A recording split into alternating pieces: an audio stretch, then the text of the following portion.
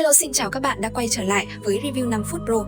Ở cuối tập trước, sau khi cùng Lệ Thiên Hành tiêu diệt sạch thần thông mà đạo chủ và Như Lai để lại trên người Duyên Phong Đế, thì trời cũng vừa hửng sáng, Tư bà rốt cuộc cũng tỉnh lại.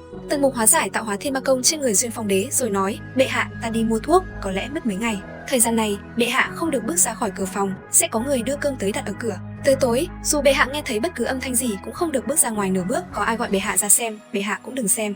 Duyên Phong Đế có phần mệt mỏi, nói: "Tần Ái Khanh, rốt cuộc ngươi dẫn trẫm tới đâu vậy? Sao lại thần bí thế?" Tần Mục vẻ mặt nghiêm trọng đáp: "Bệ hạ, đây là nơi ở của bà thần và Lệ giáo chủ. Bệ hạ chỉ cần biết rằng ban đêm mà có người tìm tới thì chắc chắn là Lệ giáo chủ. Nếu bệ hạ nhìn ra ngoài, ắt không thể sống sót được đến hôm sau, mà không chỉ bệ hạ tiêu vong, cả Duyên Khang Quốc cũng sẽ đi đời theo. Còn nữa, nếu bệ hạ bước ra khỏi cánh cửa này thì cũng hết đường sống." Duyên Phong Đế thấy hắn nói nghiêm trọng như vậy, bèn cười đáp: "Ngươi yên tâm, trẫm hiểu, trẫm không phải kẻ hiếu kỳ như thế." Dặn dò xong, Tần Mục khép hờ cánh cửa, rồi dùng mình biến thành hình thái trấn tinh quân đầu người mình rắn. Hắn vận pháp lực, cầm bút vẽ lên cánh cửa, một cánh cửa khác, để 3 chữ Cửa Thừa Thiên bằng tiếng Udo. Sau đó, hắn hồi phục hình thái, viết thêm một hàng chữ trên mặt đất rồi nói: "Đây là cánh cửa do trấn tinh quân địa hầu chân công trong đại dục thiên ma kinh hóa thành, ai đọc được thì mới vào được bên trong, đọc không được thì đành đứng ngoài." Viết xong, hắn cất bút mực đi, quay qua dặn Tư bà nhất định đừng chạm vào cánh cửa này, khi đưa cơm cho hoàng đế, hãy dùng cành trúc mà đưa, tuyệt đối không được bước vào trong cửa." Tư bà nhìn hàng chữ trên cửa, chớp mắt hỏi: "Cửa này là?" Tần Mục chớp mắt, không nói gì. Tư bà hiểu ý đáp: "Ta tuyệt đối sẽ không vào đâu." Tần Mục rời khỏi nhà, nhảy lên lưng Long Kỳ Lân, ngoảnh đầu nhìn lại căn phòng của Duyên Phong Đế. Hắn thầm nghĩ Lệ Thiên Hành nếu biết tiếng Udo thì không sao, còn nếu không biết mà cứ xông vào, sẽ bị kéo vào Udo, linh hồn thuộc về thổ bá, bà cũng được giải thoát. Duyên Phong Đế đã khỏe hơn nhiều, có thể gắng gượng đi lại, nhưng vẫn tuân thủ nghiêm ngặt lời Tần Mục, không bước ra ngoài nửa bước. Buổi trưa, Tư bà dùng cành trúc nhấc giỏ cơm đưa vào phòng, đợi ăn xong lại nhấc giỏ ra. Bản thân hoàng đế thì không hề bước chân ra cửa. Từ khi lên ngôi tới nay, đây là lần đầu tiên ông ta bức bối đến vậy. Sau bữa tối, đột nhiên có tiếng cười khúc khích vọng tới, hút hồn lạ thường, nghe lọt qua tai mà len lỏi vào tận trong óc, êm ái đến mức khiến Duyên Phong Đế mê mẩn. Ông chỉ cảm thấy 3000 mỹ nữ trốn hậu cung, không một ai có giọng nói làm rung động lòng người đến thế. Tần giáo chủ không có ở đây, thiếp thân tìm hoàng đế chơi đùa vậy, nếu vui tay lột được da của hắn làm xiêm y, thiếp thân sẽ tới kinh thành làm nữ hoàng. Duyên Phong Đế nghe vậy, vừa khiếp đảm, vừa thấy giọng nói kia êm ái đến tê dại cả tim, chỉ muốn mở cửa xem cô gái đó dung mạo thế nào. Sau nhớ tới lời Tần Mục, ông ta nhủ thầm: "Đây là Lệ Thiên Hành, Lệ giáo chủ, dùng ma âm dụ ta ra, lão ma đầu này giả giọng nữ nhi, thật không biết xấu hổ." Nghĩ đến đây, hoàng đế bịt chặt tai lại, nhưng giọng nói hút hồn kia dường như vẫn len vào tận trong đầu, khiến ông không tài nào quên được. Lúc này ở bên ngoài, nữ nhân kia vừa lẩm bẩm chửi tên mục tặc, vừa tìm cách giải điều bí ẩn trong hàng chữ, diễn giải đi diễn giải lại địa hầu chân công mà vẫn không thành. Cứ thế, Duyên Phong Đế cũng nơm nớp kinh hãi tới tận nửa đêm mới chợp mắt được. Ngày hôm sau cũng như hôm trước, cứ tới tối là Lệ Thiên Hành lại chạy tới, hòng giải cho ra hàm ý của hàng chữ trên cánh cửa. Duyên Phong Đế lại bị giọng nói ấy làm cho suýt sinh tâm ma, luôn có cảm giác giọng nói ngọt ngào kia đang gọi mình ra mở cửa. Tối ngày thứ 3, Lệ Thiên Hành bực sọc nói: "Ta luyện không được, giải cũng không ra, đã vậy thì cứ xông thẳng vào hạ sát hoàng đế lột ra, cần gì phải giải nữa chứ." Duyên Phong Đế hoảng sợ lại nghe ta nói tiếp: Không đúng, Tần giáo chủ khi dùng môn công pháp này thì hiện ra con mắt thứ 3. Trong phòng lập tức tối đen, ánh đèn cũng chuyển thành màu xanh lục, không giống với nhân gian. Cánh cửa này có điều kỳ bí, bước vào rất có thể sẽ lạc vào một thế giới khác. Tên tiểu tử này gian xảo lắm, chắc chắn đang gài bẫy ta." Duyên Phong Đế kinh ngạc thốt lên: "Nữ nhân này thật thông minh, không đúng, phải nói là Lệ giáo chủ thật gian manh xảo quyệt, nhưng Lệ giáo chủ chẳng phải là một gã đàn ông sao lại giả giọng nữ nhi, hơn nữa còn quyến rũ đến thế." Đúng lúc hoàng đế không kìm được lòng, muốn nhìn trộm một cái, thầm nghĩ chỉ nhìn một cái thôi, chắc không sao đâu, thì bên ngoài đột nhiên vọng tới tiếng long ngâm. Tần Mục bước vội vào, khiến Duyên Phong Đế đành từ bỏ ý định.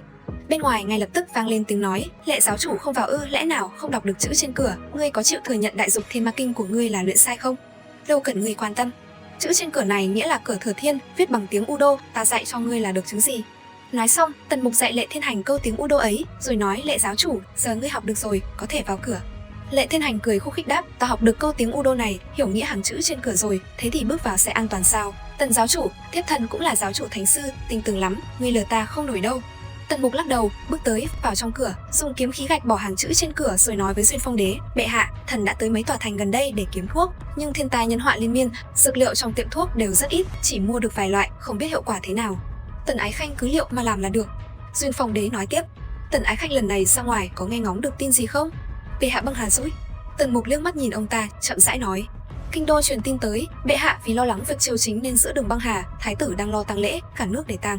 Duyên Phong Đế giật mình, rồi nửa đùa nửa thật: "Trẫm băng hà rồi sao? Đúng là con trai ngoan của trẫm. Thiên Sách tướng quân và mọi người thì sao, còn sống không?"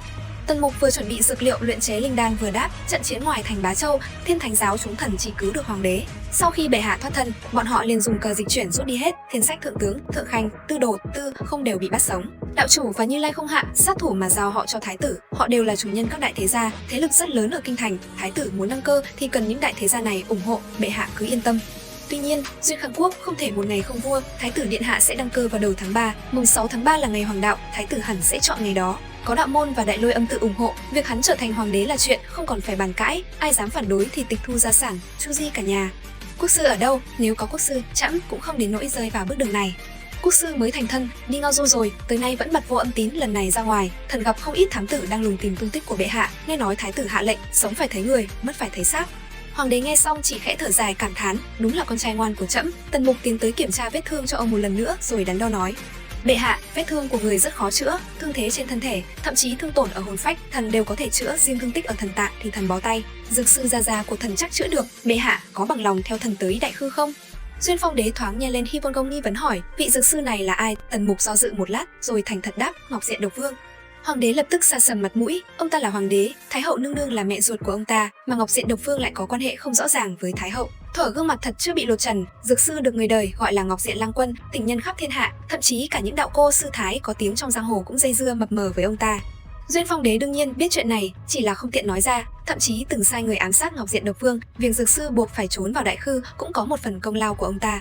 Giờ bảo ông ta đi gặp Ngọc Diện Độc Vương, trong lòng thật vô cùng khó chịu. Nghĩ đến đây, Duyên Phong đế trầm giọng nói, Tần Ái Khanh, trẫm không đi Đại Khư. Nghịch tử muốn đăng cơ xưng đế, phá hoại công cuộc cải cách 200 năm của trẫm, không thể để cơ nghiệp này bị hủy hoại, chúng ta về kinh thành.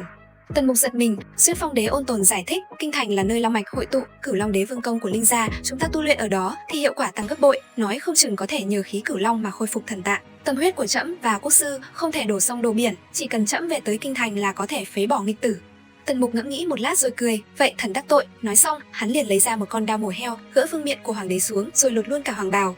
Duyên Phong đế biến sắc thốt lên, Tần Ái Khanh, ngươi định làm gì vậy? Tần Mục ấn chặt đầu ông ta, dao mổ heo vung lên vun vút, chẳng mấy chốc, đầu Duyên Phong đế đã chọc lóc, không còn một sợi tóc. Tần Mục lại lấy ra mấy nén nhang đốt lên, rồi ấn xuống đỉnh đầu Duyên Phong đế. Duyên Phong đế đau đớn, da đầu cháy xèo xèo, chốc lát đã in mấy nốt sẹo dưới của nhà sư. Tần Mục ngắm nghía một lượt, hắn cười nói, thiện tai, còn cần thêm một bộ áo vải, đuôi giày cỏ, kèm một tràng hạt nữa, bộ râu này cũng phải cạo đi. Nói xong liền đè hoàng đế xuống, cạo sạch râu của ông ta. Duyên Phong đế nổi giận nhưng chẳng thể phản kháng. Một lát sau lại thấy mát mẻ hẳn, ông đã được Tần Mục hóa trang thành một đại hòa thượng áo vàng, dáng vẻ uy nghiêm của bậc đế vương ngày trước không còn nữa.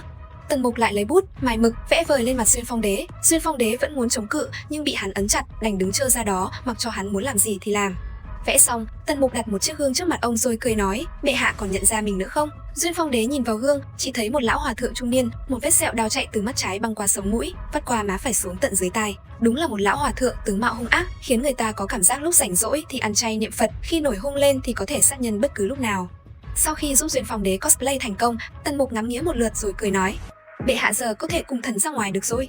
Duyên Phong đế có chút giận dữ nhưng chỉ đành bất lực nói, Tần Ái Khanh, ngươi đùa giỡn với trẫm thế này, trẫm lấy đầu ngươi, đưa đầu ra đây. Tần Mục thò đầu tới, cười nói, bệ hạ, mời. Duyên Phong đế chém mạnh hai thanh đao gỗ, đã thở hồng hộc. Tần Mục đưa dao mổ heo tới nói, bệ hạ có thể dùng đao thật.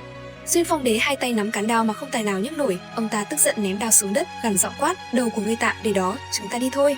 Đến đây thì cũng hết tập 95 Mục Thần Ký. Xin chào và hẹn gặp lại các bạn ở những video tiếp theo.